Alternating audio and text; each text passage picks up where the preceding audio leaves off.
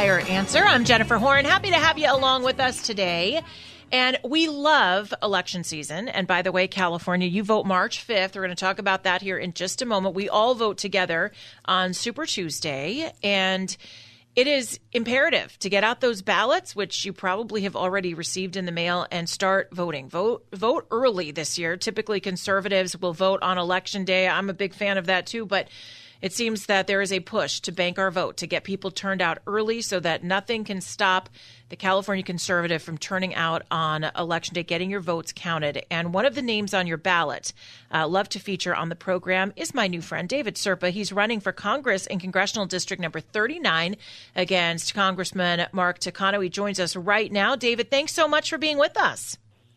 Jennifer, I'm so glad to be on the show. I appreciate you having me. Well, we appreciate you running for office because truly, it's not easy. You do make sacrifices. This is a brave move. You put yourself out there for scrutiny.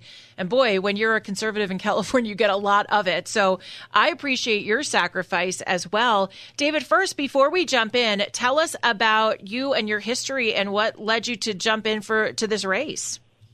Sure. My name's David Serpa. Of course, I'm a United States Marine Corps combat veteran. I'm a business owner. I've helped start a couple different businesses here, real estate related in the Valley here. And I'm an author, and I wrote a book called Common Sense for California, which is a guide to the new revolution, and really highlighting some of the big issues that we need to face, like water and energy and defense. And I've watched our county and our state deteriorate. I've watched my family leave this state.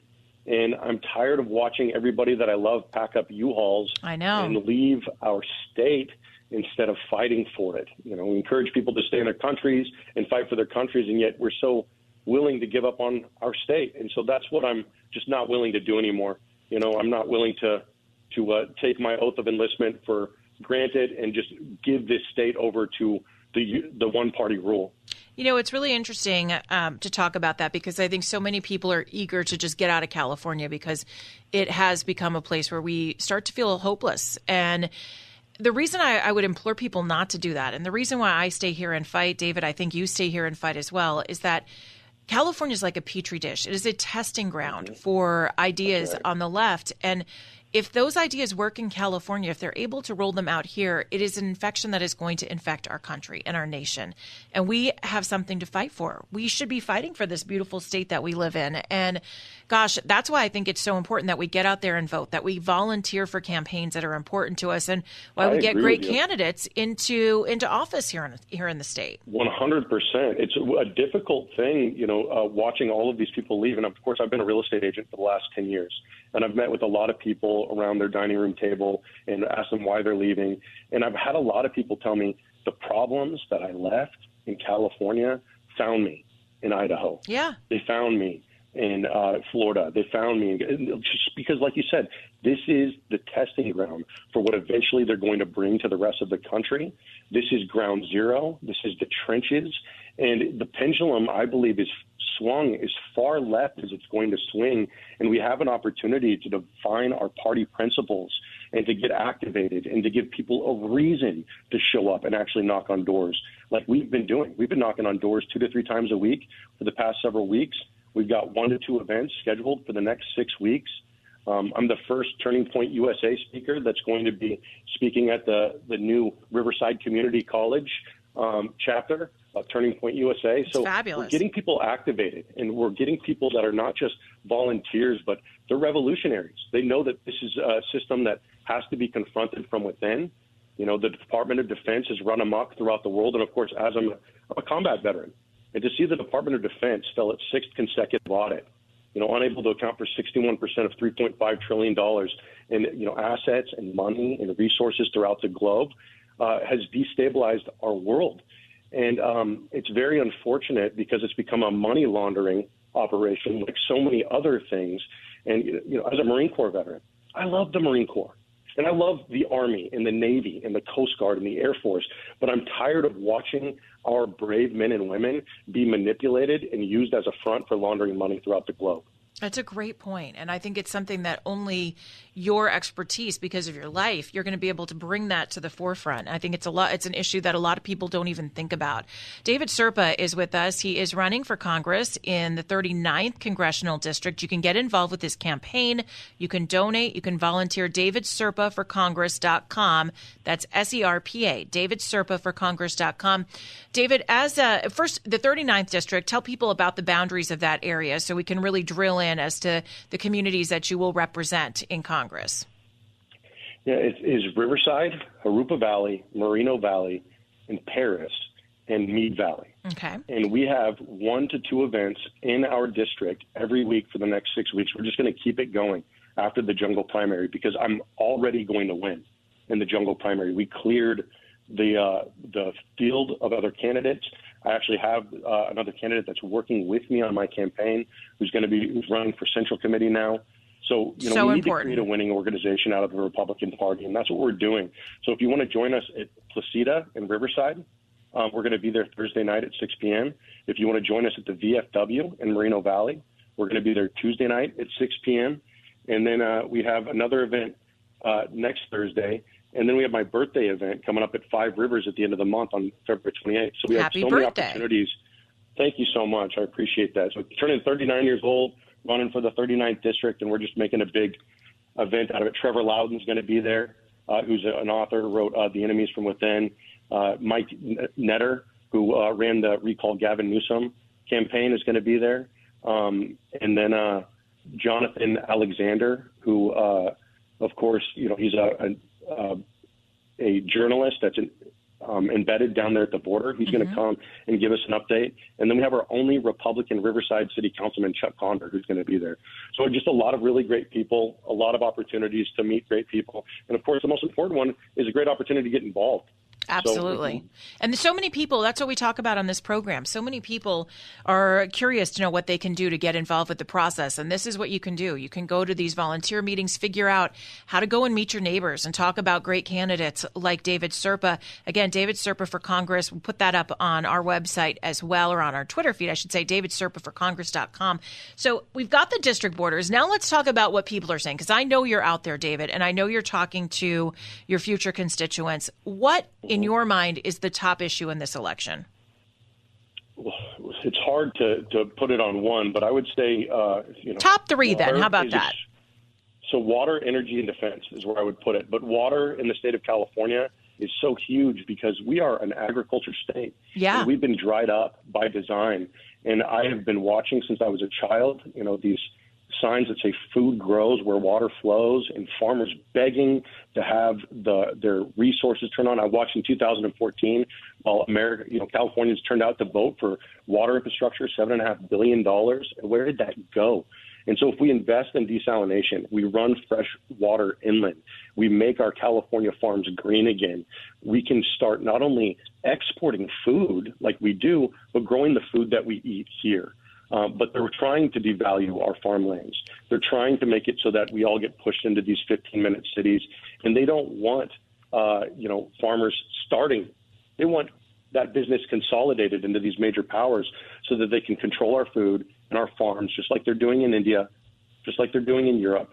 Ukraine, the breadbasket of Europe. Why are they going after Ukraine? Iran, the breadbasket of the Middle East. Why are they going after Iran? It's all about the food. And so I want to be able to bring food prices down. I want to be able to bring energy costs down. We are a uranium-rich country. We are an oil-rich country. We have 500 trillion feet of natural gas. And yet we're outlawing gas stoves, and we're outlawing internal combustible engines on farms. I don't know how many farms you've been on, but I don't see a lot of extension cords running around. That's right. So we need to bring down the cost of energy and the cost of food so that everything else has the opportunity to come down. And so that, and then you don't have a country that can't defend it. What are we doing spending, $980 billion a year on defense when our borders are falling apart? And we had 8 million people come into this country illegally in the last 3 years. So there's just some common sense solutions that we really need to buckle down on if our state is ever going to have an opportunity to swing that pendulum back, make that Golden State golden again, make sure that our kids don't have to leave to thrive and our seniors don't have to leave to survive. It's a great point. And so much of our border, which it's amazing that people are actually finally paying attention to this. But this is not only an issue of population and trying to figure out who's coming in, but a very real threat from a defense perspective. The latest story out today is that just yesterday, over 250 Chinese immigrants coming into the country. A lot of them are coming in with roller bags. They're not marching here from South America. Now, some of these people are trying to escape the CCP, but David, you probably know as well as I do that these are people who are coming here as fronts for others from the CCP who are up to nefarious reasons. Could they be building an army here? We're letting this happen. They're doing it quite literally right in front of our eyes. Yes. You either conquer a country militarily from the outside, or you conquer a country monetarily. And you could do that from the outside. You could purchase it. And so the CCP is doing both to us, which is what I'm trying to do to my district. I'm trying to, activate us with boots on the ground and activate our financial resources, of course.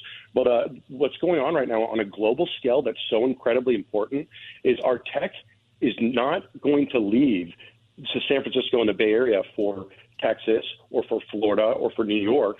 They're going to leave for China. Yeah. China's Silicon Valley is growing. It's expanding. A lot of our tech billionaires are investing in it, and they have access to three things. They have access to an authoritarian government. They have access to cheap labor, and they have access to resources like lithium. And we can beat that machine, but we can't beat that machine if we lose our tech industry. We've already lost our middle class to China. And now we're going to lose our tech industry. David Serpa is with us. David Serpa for Congress.com. Get involved, volunteer, donate. David Serpa for Congress.com.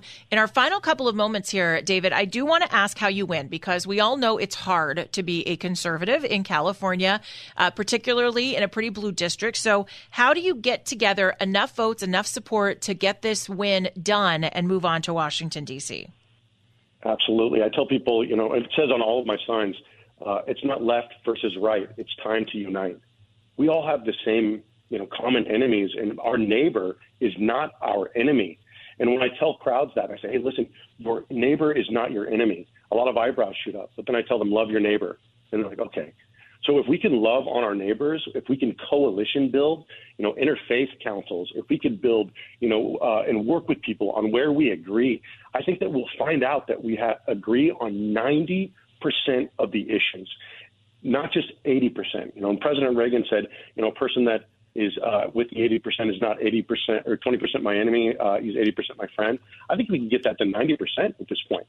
The Occupy Wall Street movement, the Tea Party movement, the MAGA movement, I think would overlap overwhelmingly at this point because we are all so tired. We are all being dragged through the mud, and it is time for a populist movement. Right now, that is the MAGA movement to get behind President Trump, and I think that people will be surprised at how quickly that movement can become a populist movement if we stop looking at our neighbor as our enemy, we start putting America first, and we actually start prioritizing investing in American infrastructure and American people, because that's what's going to yield dividends in the future.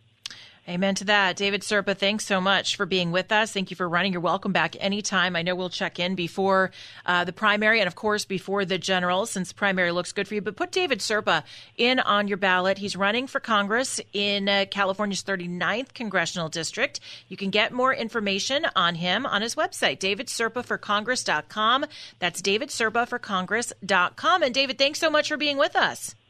Thank you so much, Jen. I appreciate you. Thank you. There's more up ahead. It's the Inland Empire Answer on AM 590, The Answer.